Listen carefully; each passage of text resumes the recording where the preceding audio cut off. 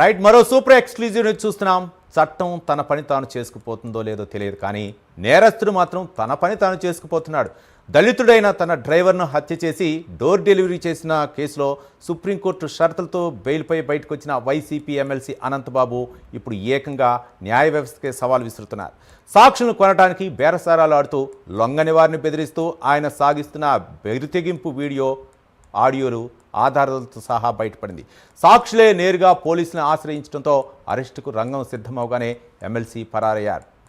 అధికారం అండతో అత్యున్నత న్యాయస్థానం ఆదేశాలనే ధిక్కరిస్తున్న ఈ ఎమ్మెల్సీని పట్టుకోవటం, చట్టం ముందు నిలబెట్టడం ఇప్పుడు పోలీసులకు కత్తి మీద సాములా మారింది.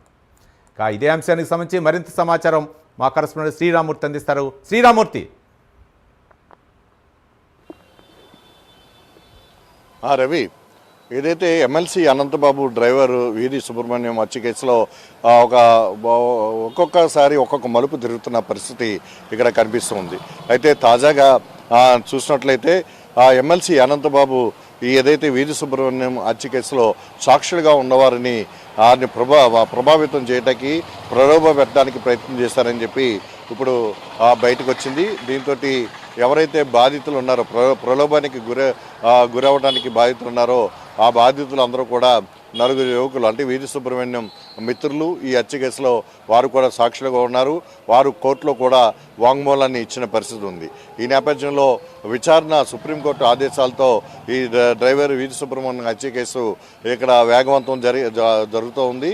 ఇప్పుడు ప్రధాన కోర్టును కూడా, జిల్లా ప్రధాన కోర్టుని ఈ ప్రత్యేక న్యాయస్థానంగా ఈ విచారణకి ఏర్పాటు చేశారు. ఇది రాజమండ్రిలోని జిల్లా కోర్టులోనే ఈ ప్రత్యేక న్యాయస్థానం ఏర్పాటు కావడం, ఈ ప్రత్యేక న్యాయస్థానం ఏదైతే జిల్లా ప్రధాన న్యాయమూర్తి గంధం సునీత దీనికి ఈ కేసుని విచారించడం జరుగుతూ ఉంది.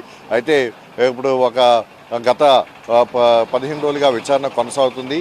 అయితే ఈ నెల 23వ తేదీన హైకోర్టులో ఒక వాయిదా ఉంది. 24వ తేదీన ఇక్కడ ప్రత్యేక న్యాయస్థానంలో విచారణ మళ్ళీ ఉంది. ఈ నేపథ్యంలో ఎవరైతే సాక్షులు ఉన్నారో సాక్షుల్ని ప్రభావితం చేయడం కానీ, ప్రలోభాలకు గురి చేయడం కానీ ఇలాంటి ఏది చేయకూడదని చెప్పి కొన్ని కండిషన్ తోటి సుప్రీంకోర్టు గతంలో బెయిల్ మంజూరు చేస్తుంది. అదే బెయిల్ మీద ఎమ్మెల్సీ అనంతబాబు కొనసాగుతున్నారు.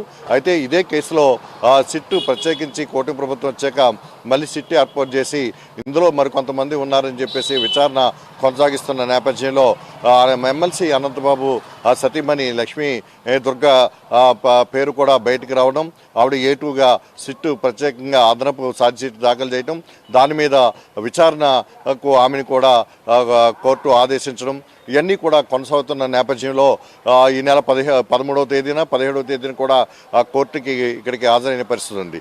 ఈ నేపథ్యంలో చూసినట్లయితే ఇందులో ప్రధాన సాక్షులుగా వీధి సుబ్రహ్మణ్యం మిత్రులు నలుగురు సాక్షులుగా ఉన్నారు. ఆ నలుగురు సాక్షుల్ని కూడా కాకినాడ, కొండైపాలెం, ఇది మరో ప్రాంతంలో కూడా ఉన్న వీరు నలుగురిని కూడా ఏదైతే ఎమ్మెల్సీ అనంతబాబు అనుచరులు తీసుకుని వెళ్ళి ప్రలోభానికి గురి చేశారని చెప్పేసి ఇప్పుడు ఆ సర్పవరం పోలీస్ స్టేషన్లో కేసు నమోదైంది. ఆ నలుగురు కూడా కేసు పెట్టడం జరిగింది. ఈ నేపథ్యంలో అనంతబాబు నివాసంలో కొండైపాలెం దగ్గర నిన్న రాత్రి పోలీసులు ఇక్కడ తనిఖీలు చేయటం, ఒక ముగ్గురు డిఎస్పీలు, కొంతమంది పోలీసులు కలిపి తనిఖీలు చేసినప్పటికీ అనంతబాబు ఇక్కడి నుంచి గైర్హాజరైన పరిస్థితి ఉంది. ప్రస్తుతం అనంతబాబు ఎక్కడున్నాడు అనేది ఇంకా తెలియరాలేదు. అలాగే లక్ష్మీ దుర్గా అతని సతీమణి అందుబాటులో ఉన్నారు. అయితే రేపు 23వ తేదీన హైకోర్టులో విచారణ వాయిదా ఉంది. అలాగే 24వ తేదీన రాజమండ్రి ప్రత్యేక న్యాయస్థానంలో విచారణ ఉంది. ఈ విచారణకి హాజరు కావాల్సిన అవసరం ఉంది.